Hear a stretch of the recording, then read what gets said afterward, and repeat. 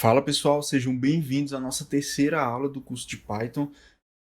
Nessa aula a gente vai estar abordando os assuntos de estruturas de repetições, estruturas de condições e sobre o tratamento de exceções, certo? Essa vai ser uma aula muito importante e que vai estar cheia de conteúdo, a gente vai abordar muito assunto aqui, então é importante que você esteja atento a cada detalhe, a tudo que vai ser falado e que vai ser ensinado e a tudo que nós vamos praticar, né? Inclusive é importante também que você esteja praticando, né? Escrevendo os códigos que eu vou estar fazendo aqui para que você esteja aprendendo também, fazendo seus testes aí no seu VS Code, tá bom? E se você não assistiu a última aula, ou você não está lembrando bem o que a gente falou, né? Então volta lá na última aula, né? Dá uma revisada em tudo que a gente já comentou, que a gente já aprendeu, porque tudo que a gente tudo que foi ensinado nas últimas aulas, nas aulas anteriores, são conceitos que a gente vai precisar muito nessa aula aqui, tá bom? Então, vamos lá para a nossa aula. Vamos começar aprendendo sobre o que são as estruturas de condições, né? Então, uma estrutura de condição, ela é uma estrutura, ela é um código, ela é um script que ela vai executar um comando a partir de uma condição que você deseja que seja satisfeita, né? Então, se você precisa, se você quiser estabelecer uma condição para que um script específico seja executado, você usa uma estrutura de condição. Então, você vai limitar a execução daquele script. Todas as linguagens de programação, elas possuem estruturas de condições e estruturas de repetições também, né? O que pode mudar entre uma e outra é a estrutura, é a forma que você vai escrever esse código, né? O que vai mudar vai ser a estrutura dela ali na hora de você construir o script mesmo, tá bom? Então vamos para o nosso VS Code para a gente aprender na prática como é que funcionam as estruturas de condições. Então estamos aqui no nosso VS Code. Eu deixei alguns comentários aqui, né, para a gente ir abordando um pouquinho. Vamos com calma, começando por esse aqui. Aqui eu deixei a estrutura em Python, né, como é que é feita essa estrutura, como é que é escrito um código, um script que estabelece uma condição, né? Em Python, ele é feito dessa forma. A gente tem os seguintes comandos, né, de uma estrutura de condição, que é o que? São o if, else e tem o elif também, que você pode ver aqui embaixo. Esses são três comandos que fazem a construção de uma estrutura de repetição dentro de Python, tá bom? E a gente tem, eu até coloquei aqui, que o else ele é um comando opcional, assim como o elif. Você pode utilizar apenas o if, sem nenhum problema. O else ele é um comando opcional. Você não é obrigado a utilizar o else. É apenas caso você queira executar um comando diferente se a condição do seu if não for satisfeita. Mas se você não quiser fazer nada, por exemplo, se não for satisfeita a condição do meu if, eu não quero executar nada. Então, deixa só o if, não vai acontecer nada. Beleza?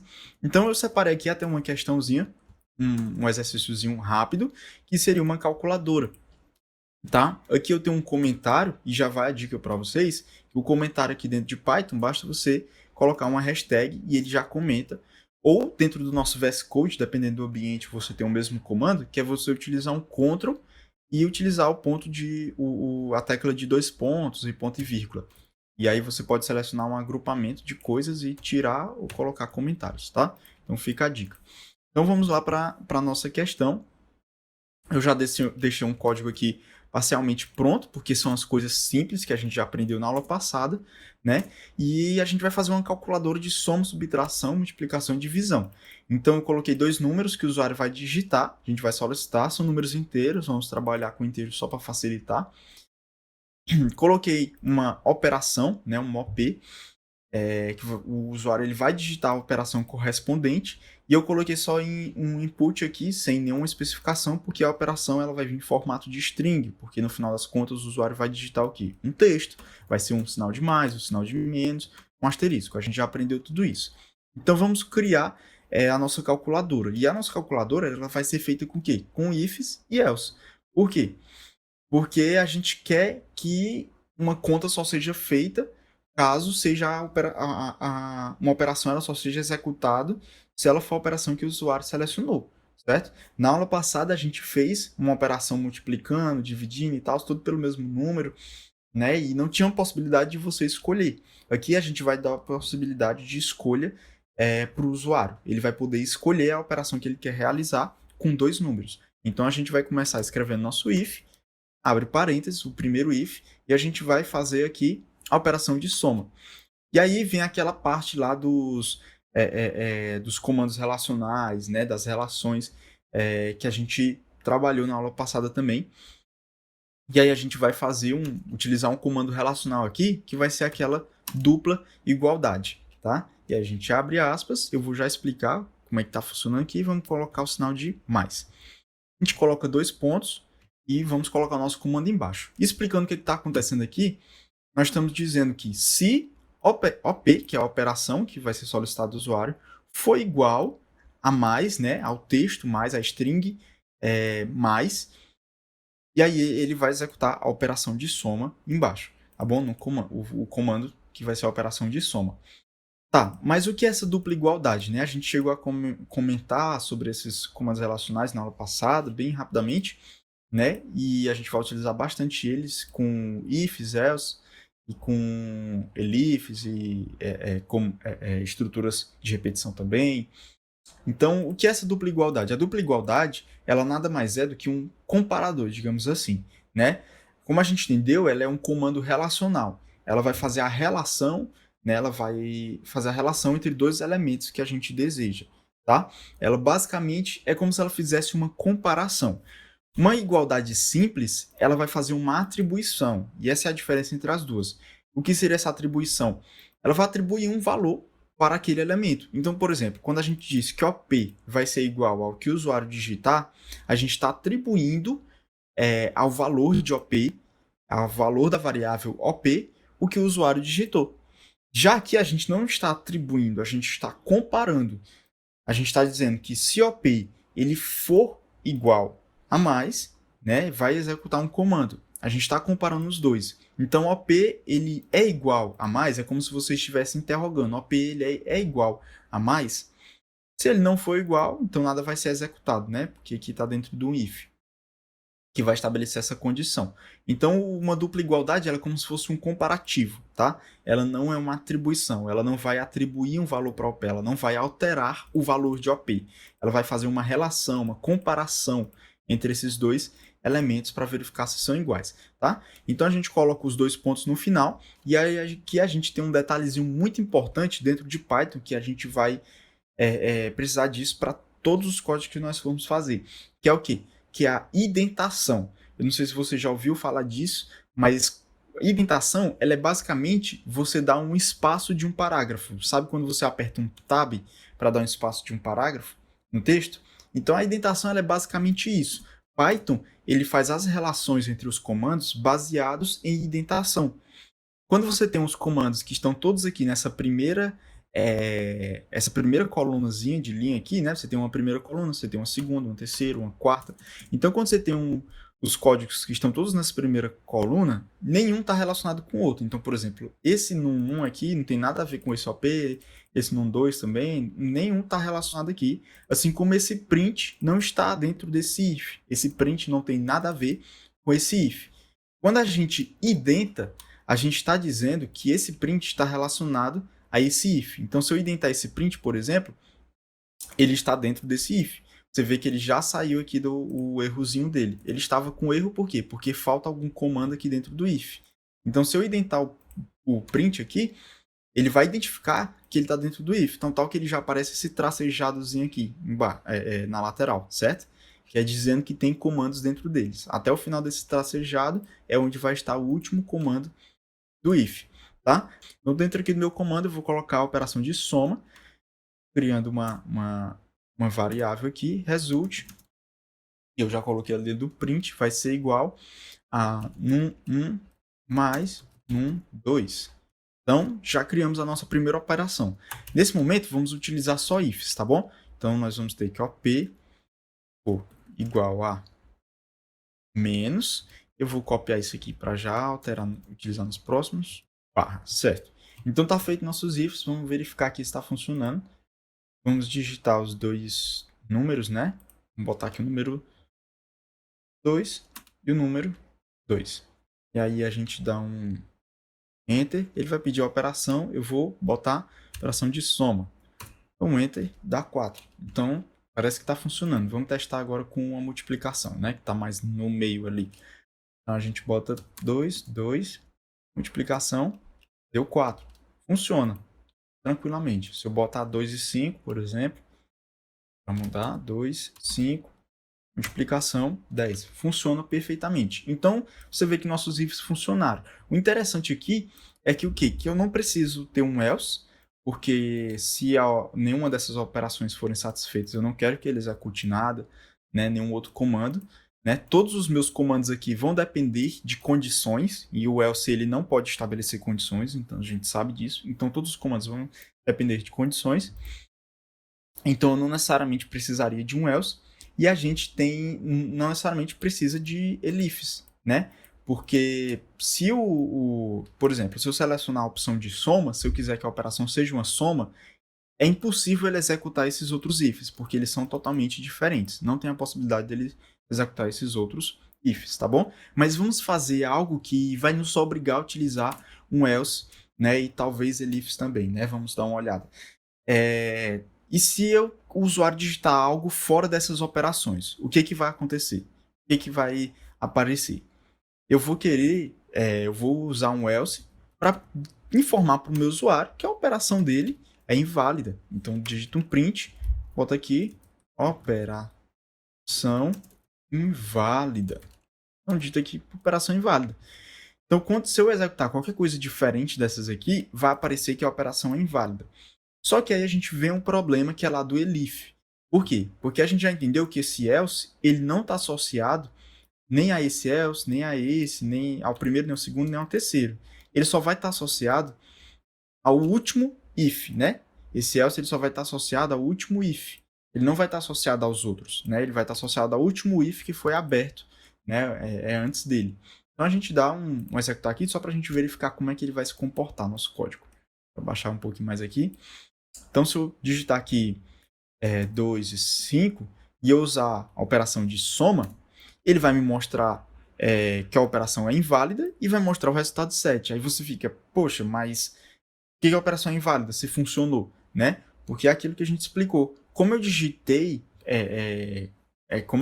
uma operação e não corresponde a esse else, que não está associado a esse else, ele vai executar o else. Se a operação fosse divisão, que é o if que está associado a esse else, não ia executar. Então, por exemplo, se eu botar aqui 10, opa, digitei no lugar errado. Se eu botar aqui 10, 5, e eu botar divisão, ele vai aparecer 2, entendeu? Então, funcionou, porque eu utilizei o da divisão, certo? Então, vamos...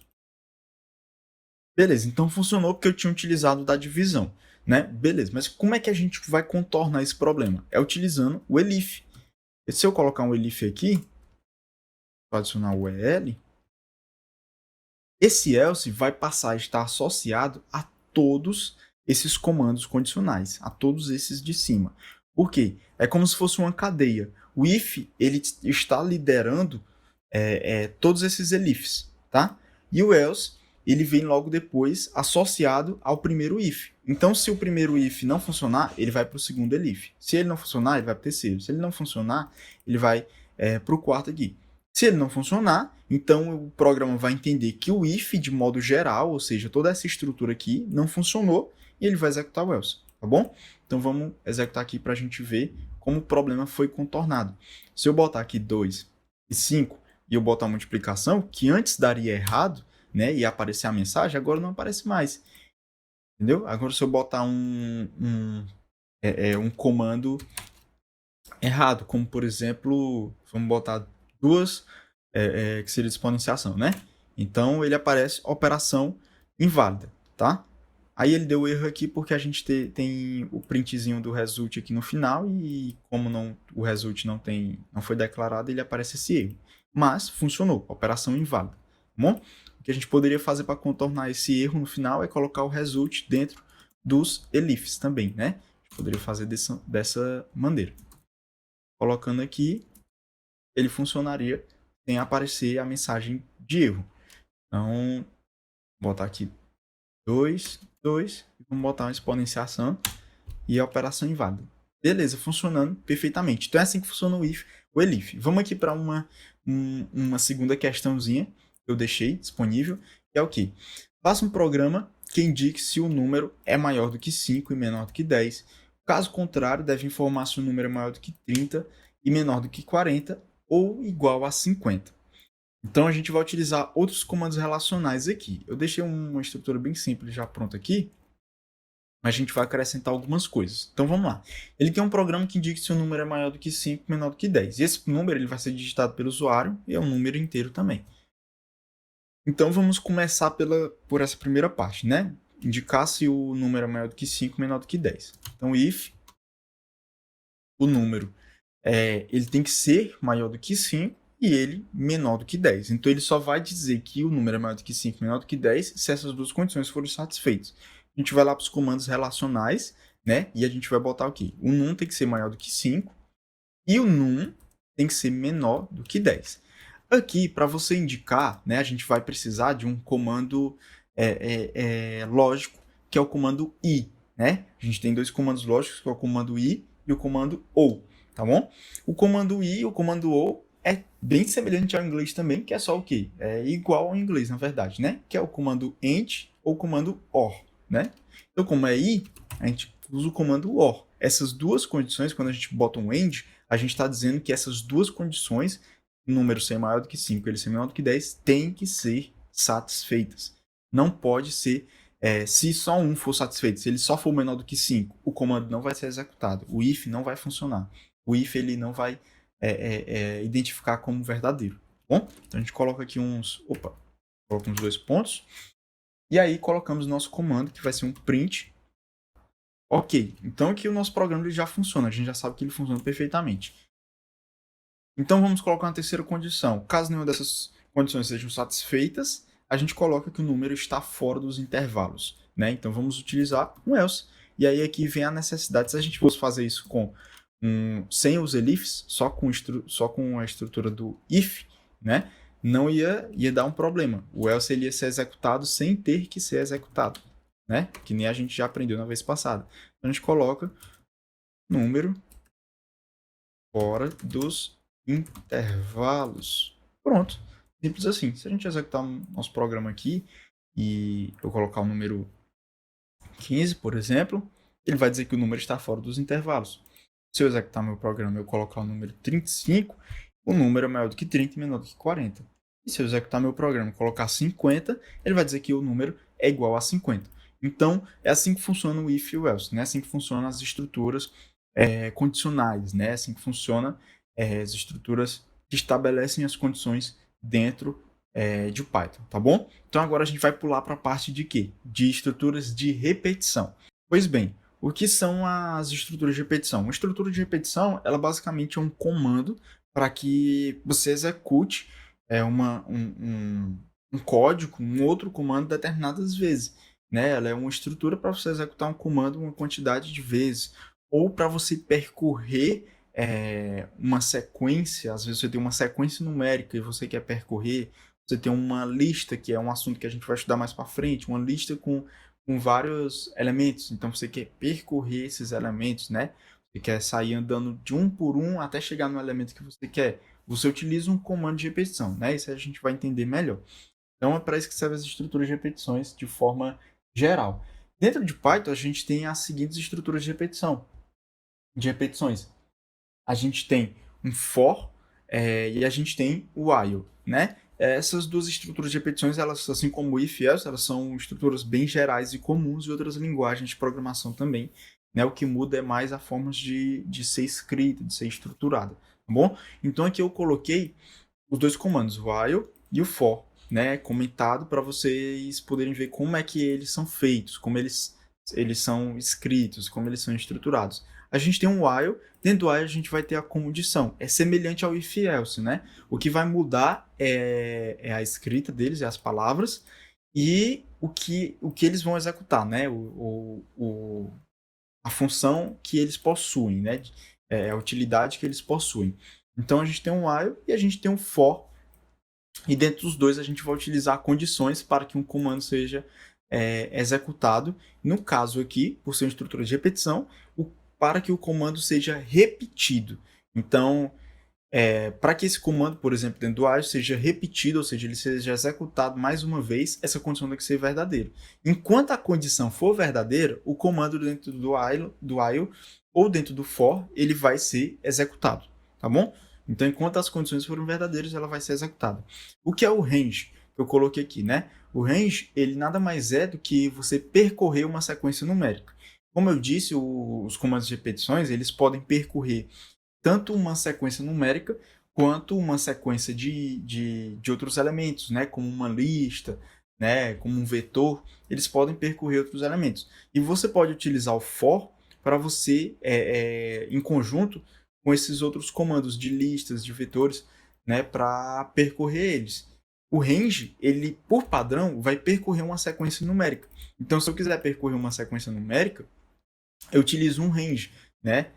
E o range, ele vai definir uma sequência numérica, por exemplo, de 0 a 10, tá? Aqui eu estou definindo um comando que percorre, que cria é como se ele criasse uma lista, como se ele criasse uma sequência de números dentro do meu código que tem uma contagem de 0 até 10, tá bom? Para você utilizar o for, você faz nesse padrão, for e in range. Aqui você está dizendo aqui com for, você está dizendo que você quer percorrer uma sequência numérica que vai ser estabelecida pelo range, tá? E esse i, ele nada mais é do que uma variável que a gente está criando, que a gente está definindo uma variável. E essa variável, ela vai ter o valor do range em cada instante. Então, vamos aqui para a prática para a gente entender como isso funciona. Eu vou definir os valores do range aqui de 0. Vamos definir de 0 e 10, né? 0 e 10. E aí eu vou colocar aqui um print i, para a gente ver o que acontece. E vamos executar nosso programa. Então, o que aconteceu? Ele fez uma contagem de 0 a 9. Aí vocês perguntam, tá, mas não era de 0 a 10? O que acontece é que quando você tem um range, ele não vai contar exatamente do número 0 até o número 10. Ele vai iniciar, aqui o que a gente está definindo é o início dele, e o que a gente está definindo é o final dele. Ele vai contando 0, 1, 2, 3, 4, 5, 6, 7, 8, 9, e ele vai finalizar quando tiver no 10. Só que o finalizar dele não é exatamente em cima do 10, né? Mostrando o número 10, contando o número 10. É antes do 10, tá bom? Ele finaliza um número antes do 10. O 10 é o que define o 10 é como se definisse um último número que ele não vai ter que mostrar. Então, a partir desse número, ele não mostra. Né? Ele não mostra o 10, nem o 11, nem o 12. É mais ou menos isso. Então, ele conta do 0 ao 9, tá bom? Se eu colocasse aqui só 0 e 10, ou só o 10 no caso, ele ia funcionar da mesma maneira. Ele automaticamente entende que o início deve ser o número 0. O que a gente consegue fazer aqui dentro também, uma outra coisa que a gente consegue definir, além do início, é o passo, é o que a gente chama de passo, tá? É a forma que ele vai percorrer, que ele vai pular os números.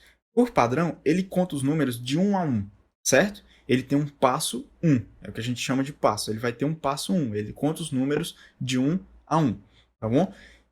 Só que a gente consegue alterar isso. Nós podemos colocar uma contagem de 2 em 2. Então, se eu executar aqui, ele vai começar no 0, aí depois o 2, depois o 4, depois o 6, depois o 8. Como ele termina em 9, certo? Ele não mostra mais nada além do 8.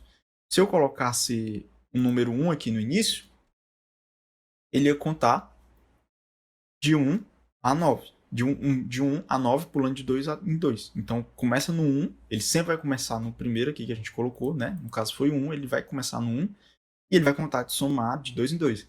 Seria 3, aí 5, 7, 9, tá bom? Então, funciona perfeitamente. Você pode colocar o número que você quiser, o número de início, o número que você quiser de final, entendeu? Inclusive, você pode usar variáveis aqui dentro. Então, por exemplo, se eu quiser que ele utilizar uma variável com um número, eu posso utilizar. Então, no caso aqui, vamos fazer um contador de 0 a 50, certo? Como eu quero? Eu quero que ele mostre o número 50. Se eu quero que ele mostre o número 50, eu vou utilizar o número 51 e botar, começando em 0, passo 1. Quando eu printar aqui, ele vai fazer a contagem de 0 a 50. Cadê? Aqui, começou aqui de 0 até 50, certo? Então, funciona perfeitamente. A gente consegue fazer isso com o while também. Então, vamos lá fazer com o while. Só que o while, para uma contagem assim, ela vai dar um pouquinho mais de trabalho. A gente vai ter que fazer, utilizar da lógica de programação para isso, certo? A gente vai ter que utilizar um pouco da lógica de programação para trabalhar em cima disso. Então, vamos botar aqui um print, e vamos colocar a variável i também. Tá, é diferente do for, a gente não define uma variável no while que vai valer o valor da condição, digamos assim. Né? Por que a gente define uma variável no for, certo? A gente define for e in range. Então, a gente está dizendo que o número que corresponde aqui no range, né, vai ser o valor de i. Por isso, a gente utiliza um print i e a gente consegue utilizar essa variável i de diferentes formas, em diferentes aplicações. Né? A gente vai trabalhar bastante com ela. Então, a gente tem um while, como é que a gente utilizaria para printar os números de 0 a 50. O que a gente pode fazer é definir uma variável e definir um valor máximo para essa variável aqui dentro. Lembra que aqui a gente tem que ter uma condição, tá? Aqui a gente tem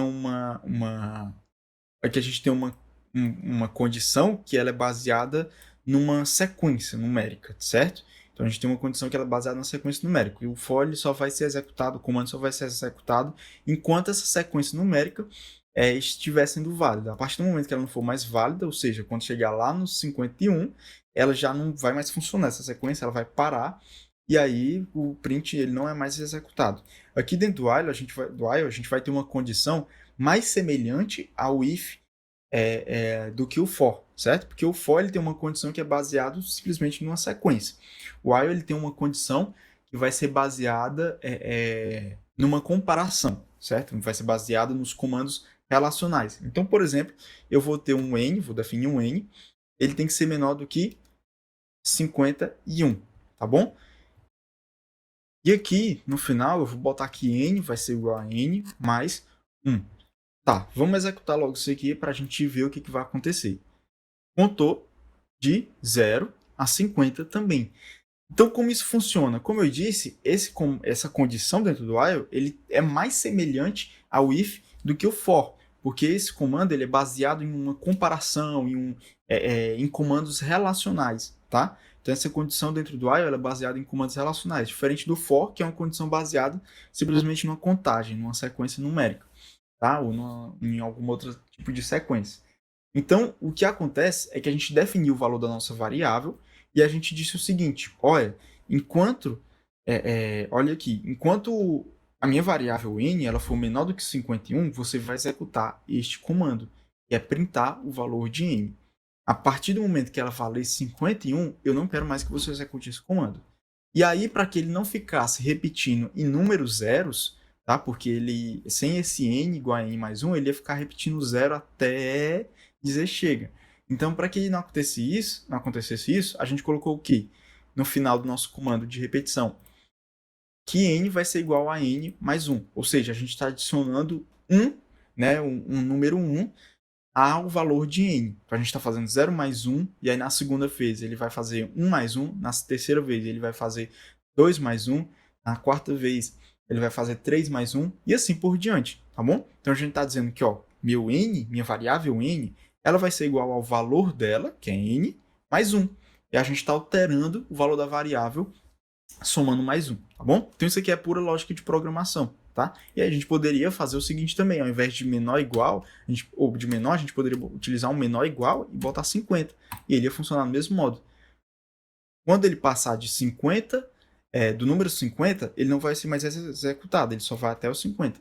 Então, quando n chega ao valor de 50, ele vai repetir, ele vai verificar. É menor ou igual a 50. Então, vou executar de novo. Ele printa n valendo 50. E aí, o n vai passar a valer 51. Então, ele vai voltar lá para o início e ele vai verificar. N é menor ou igual a 50? Não, não é mais. Essa condição não é mais verdadeira. Então, para de executar o código. Entendeu? Então, é assim que funciona o while. O while ele é muito útil em alguns casos, né? Dependendo do que você estiver fazendo. Até porque ele também acaba sendo, digamos que, mais enxuta, que essa parte inicial dele, um pouco mais simples.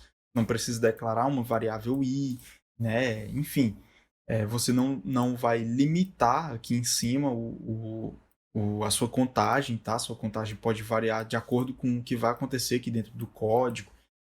E tem suas diferentes utilidades, e você vai perceber isso ao longo do tempo, ao longo que você for programando, você vai perceber que os dois, eles têm diferentes utilidades, tá? Mas os dois são muito bons, né? E o for, ele em si já tem uma utilidade muito grande por você poder percorrer tanto uma sequência numérica, quanto listas, tá? Quanto uma sequência de diferentes elementos, sem ser numérico especificamente, e também por você poder utilizar uma variável que vai ter o valor daquele momento, tá? Naquele momento que o seu código está sendo executado. Entendeu? Então você pode usar essa variável de diferentes formas, tá bom? E aí a gente poderia também pedir para o usuário digitar, né? Pedir para o usuário digitar o valor máximo que ele quer para a contagem. A gente poderia. Vamos escrever aqui, tá? Eu vou escrever um código com vocês. Eu vou pedir para o usuário digitar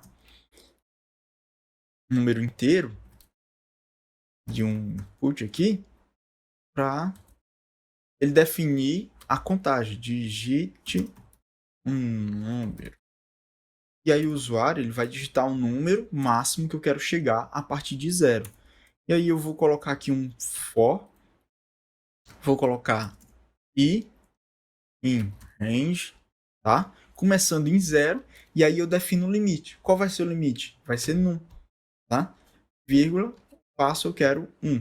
Eu poderia tirar esse passo, até porque ele identifica automaticamente ao passo, né? Eu posso botar um print e. E aí vamos definir o seguinte, antes da gente concluir isso aqui. Vamos definir que se o usuário colocar um número maior do que 50, o programa vai parar. Então vamos lá. Então vamos colocar um comando aqui que ele é muito interessante, que a gente já vai aprender, que é uma condição. A gente vai, ao invés de contar até o número máximo que o usuário digitou, a gente vai contar até o número limite de 50. Se o usuário digitar um número acima de 50, ele já não vai contar. Como a gente faz isso? A gente coloca um if, a gente coloca a variável i, porque vai ser o valor atual da contagem, certo? É onde a contagem vai estar no momento. Se ele for maior do que 50, a gente coloca o comando chamado break. Esse comando break, ele vai parar uma estrutura de repetição, independente do que esteja acontecendo. Se a condição aqui dentro dele for verdadeira, se o break for executado em uma estrutura de repetição que ele estiver associado, no caso ele está associado à última estrutura de repetição aqui, antes dele, então o break ele vai parar essa estrutura de repetição, tá bom? Então no caso, e ele funciona tanto para o while quanto para o for, para qualquer um dos dois. Então aqui o que vai acontecer é que o programa vai começar a contar. Se a contagem passar de 50, ou maior do que 50, ele vai dar um break e ele vai parar. Então vamos verificar aqui, tá? Tá funcionando tudo direitinho. Se eu digitar aqui o número 30, der um enter, ele vai contar até o 29, tá bom? E aí vem uma dica para a gente contornar essa questão de ele contar até um número a menos. É só você vir aqui no número limite e colocar mais um. Então, quando eu digito 30, ele contava até o 29, certo? Então, para eu contar até o 30 de verdade, é só colocar mais um lá no número limite. Então, assim como se eu fosse digitar um número, ao invés de uma variável, eu colocaria 31 para ele contar até 30, certo? Então é só botar um número mais um ali, junto com a variável. Então se eu digitar aqui 30, ele passa a contar até 30. Se eu digitar 50, vamos ver o que acontece. Ele conta até 50. Por quê? Porque a contagem não passou de 50. Agora se eu digitar 51, ele vai contar só até 50. Se eu digitar 120, ele só vai contar até 50, porque ele deu um break, tá? E ele deu um break, tá bom? Então ele não vai contar mais além de 50, tá bom? Se eu botar, caso isso seja maior, igual a 50, vamos ver o que acontece. Então, deixa eu colocar aqui 50, ele vai parar no 49, tá bom? Porque quando o i for igual a 50, ele já vai parar. E o print ele só vem depois do break, tá bom? O print eu coloquei depois. Se o print estivesse antes, ele ia mostrar os 50, mas como o print está depois, ele não vai mostrar os 50. Então é assim que funciona essa questão do break, né? E você pode utilizar isso em muitos casos, fazer várias manipulações aqui. A gente pode contar de 2 a 2, como eu já mostrei para vocês, né? Então é muito interessante o for. Você pode fazer isso dentro do while também, né? Vamos bolar essa mesma estrutura aqui dentro do while, só para a gente ter uma ideia de forma bem rápida. Então eu posso botar aqui um while, e dentro do while eu vou botar... se eu quiser que ele conte só até 50, eu posso botar direto aqui, até no máximo 50, um num sendo maior do que 50. Mas se eu quiser que se eu quiser que ele percorra até no máximo 50, eu já posso definir isso aqui na minha condição. Mas a gente não vai definir isso. Nós vamos fazer o mesmo esquema do outro. Vamos colocar aqui uma variável i ser igual a zero, né? A mesma coisa que a gente fez lá em cima. E menor do que num. Menor ou igual a num, que eu quero que ele mostre até o número 1. Tem mais. Menor ou igual a num. Mostre até o número máximo que o usuário digitou. Né? Então, se for de 0 a 50, ele vai mostrar os 50 no final. E eu boto aqui um print i. Então, vamos testar só para ver se funcionou até aqui. Tá? E vai funcionar. Ele está mostrando vários zeros aqui. Deixa eu encerrar a execução. É porque eu esqueci de botar o somatório no final. Então, e tá vendo um errozinho que acontece de vez em quando aí. E mais a gente vai executar. Colocamos os 50. E ele foi até os 50. Se eu quiser que ele pare quando for acima de 50, a gente usa o mesmo comando. If i for maior do que 50, a gente vai botar um break. Bom? Então pronto. Quando executar, você vê que é uma estrutura bem parecida com esse. A diferença é que a gente vai ter que criar uma variável, tá bom? E definir a condição para que essa repetição aconteça, né? Como se a gente estivesse fazendo o contador aqui do range, tá bom? A gente estivesse criando esse range aqui do zero, se nós mesmos estivesse elaborando ele, tá? E aí a gente vai utilizar um somatório aqui, entendeu? Então, enfim, eu executar, deixa eu executar aqui para a gente verificar. Se eu botar 120, ele só vai executar até 50. Então a gente verifica que funcionou perfeitamente. Tá? E agora a gente vai para o nosso último assunto, que é o tratamento de exceções. Pois bem, aqui está a nossa parte do tratamento de exceções. O que seriam esses tratamentos de exceções? Eu já deixei um código aqui pronto já, né? Porque é algo bem simples, né?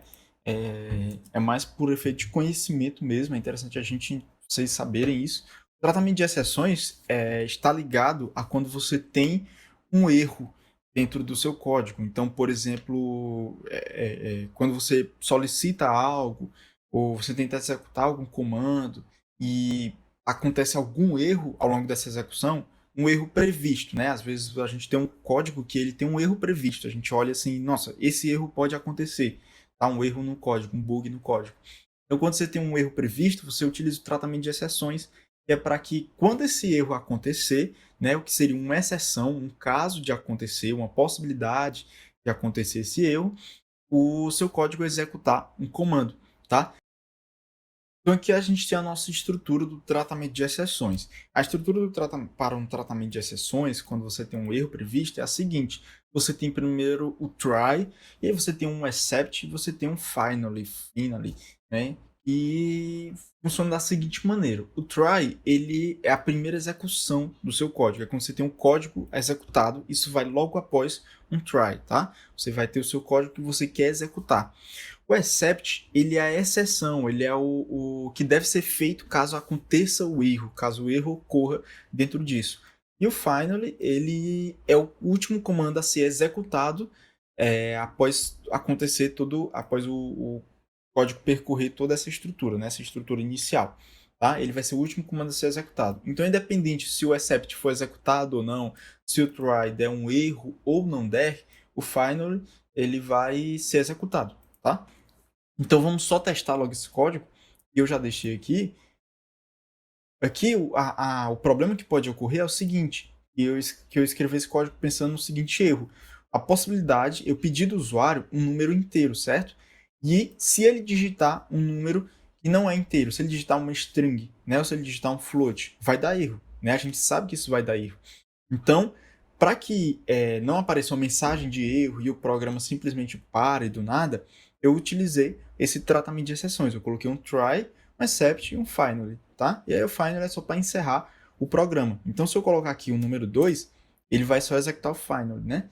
Se eu botar aqui uma letra A, ele vai colocar inválido, porque deu um erro, tá?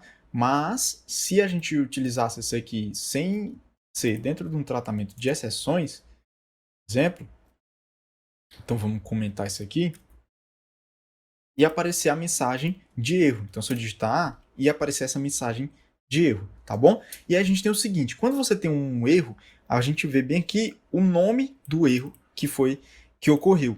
O nome desse erro é value error, tá? Então, o nome do erro que ocorreu é value error, que é um erro de valor, né? Um erro do valor que foi colocado, do que foi pedido pelo programa. Ele pediu inteiro e o usuário digitou uma string, ele pediu um int, o usuário digitou string, né? Ou ele digitou float. Então, assim, a gente teve um erro de valor aqui dentro da nossa variável. O que a gente pode fazer para tratar um erro específico, porque esse except aqui, ele vai servir para qualquer tipo de erro. Então, se eu tiver a possibilidade de ocorrer mais de um erro aqui dentro do try, o except, ele vai ser executado quando qualquer erro desses acontecer. Mas se eu quiser tratar só um tipo de erro com esse except, né? Eu coloco o nome do erro. Aqui já aparece automático value erro. Então eu posso criar vários excepts aqui depois do meu try, tratando diferentes tipos de erros, tá bom? Então isso é o tratamento de exceções. Né? Se chama tratamento de exceções porque são erros previstos, erros que podem acontecer dependendo do que o usuário digitar. Esse é um erro, por exemplo, que ele não deve acontecer, mas ele pode acontecer. É um erro que é previsto, tá? E pode ser uma exceção, para o caso de usuário sem querer digitar número inválido. E aí uma possibilidade que a gente pode fazer é utilizar um while, e aqui já vai outra dica, quando a gente utiliza um while true, ele vai executar um laço, um loop infinito, tá bom? Então já vai outra dica. Aí a gente identa, né? Lembrando sempre da identação para ele corresponder a esse while, e o while vai ser executado eternamente. Então, o que a gente pode fazer que é isso. Se eu colocar aqui, se o meu try ele funcionar, eu vou dar um break, tá? E, na verdade, vamos fazer assim, vou dar um print, vou colocar o valor, né, x, vamos colocar assim, entre aspas, valor, vírgula, x. Beleza. E aí logo depois vai ter um break, eu vou tirar esse final aqui e deixar só o try e o except. Então vamos ver o que acontece. Eu vou digitar um número, 2. Ele botou que o valor é 2. Agora se eu digitar uma letra, o que acontece? Ele vai dizer inválido, vai aparecer para eu digitar de novo. Então D, inválido. Se eu digitar 2.5, vai aparecer inválido, porque tem que ser um número do tipo int, um número inteiro, tá bom? Então, aqui, o que acontece? Quando a gente tem um código, porque antes a gente só tinha uma linha de código dentro do try. Então, se você tem mais de uma linha, o que acontece? Se o erro acontecer em uma determinada linha, né, então, por exemplo, aqui na primeira linha aconteceu o erro, né? Foi onde o erro foi apontado. Tudo que vier de código depois dessa linha não vai ser executado. Ele já para e pula direto para o except, para tudo que está dentro do except, tá bom? Que seria esse print inválido. E aí esse print inválido vai ser executado e como está dentro de um while, né, que vai ser executado eternamente até que você tenha um break, ele vai repetir. Quando ele funcionar, que foi o caso aqui de a gente digitar o número 2, né, o nosso try ele funcionou, a primeira linha, e aí a segunda linha foi executada, funcionou também, e aí a terceira linha foi executada, que é o break, e o while para por aí. O except não foi executado porque não teve nenhum erro, tá? Não teve nenhum erro de valor. Então, se eu tirar isso aqui, ele vai ser executado para qualquer erro também. Então, basta... então é assim o funcionamento. A partir da linha que é apontado o erro, o código ele não vai ser mais executado. Né? Tudo que vai vir depois daquela linha que está dentro do try não vai ser mais executado. Então, se eu coloco 2, ele aponta número, valor. Então, executar de novo, boto 3, ele aponta. Mas se eu botar uma letra, um string ou um float, né? Ele vai colocar como inválido e vai dar erro, né? Vai ser executado novamente, o while vai ser executado novamente. Então você tem exemplos de associação com a, e você pode fazer com for também, né? E ir combinando todos esses elementos que a gente aprendeu até o momento. E quando você tem um erro que pode ser previsto, como esse, né? Inclusive a gente poderia utilizar isso dentro da nossa calculadora para evitar que o usuário digitasse algo que não fosse correspondente ao que nós estamos querendo. Então, por exemplo, se ele digitasse um número inteiro, ou número real, ou digitasse um string aqui dentro dos números, a gente poderia utilizar esse tratamento de exceções para evitar algum erro, tá? E combinar isso com while, e aí a gente vai aperfeiçoando o nosso script, o nosso código, tá? Mas lembrando que tratamento de exceções é para apenas quando você tiver um erro no seu programa, um erro previsto no seu programa, você pode tratar esse erro. E você não pode usar isso para coisas mais simples, como, por exemplo, tentar colocar um tratamento de exceção para impedir que o usuário digite uma operação fora das operações definidas. Não, isso é trabalho do if e do else, tá bom? Então, o tratamento de exceções é só para quando você tiver um erro de verdade no seu programa, tiver aquele velho bug, né, que deu um problema, o programa travou ali por algum motivo, por um dado que foi colocado errado pelo usuário, e aí você tem esse tratamento de exceções, tá bom? Então, essa foi nossa aula, muito conteúdo, né? Então, é interessante que você assista com calma, revise de novo, né? Assista uma vez, assista duas, né? Com calma, vai treinando esses códigos, né? Tudo isso que a gente já escreveu por aqui, né? Vai treinando na sua casa, fazendo seus testes, tá bom? Para que você aprenda isso, tá? É muito conteúdo, mas apesar de ser muita coisa, são coisas bem simples, tá bom? Pratique, treine, tá? Revisa a aula de novo antes de assistir as próximas e até a nossa próxima aula.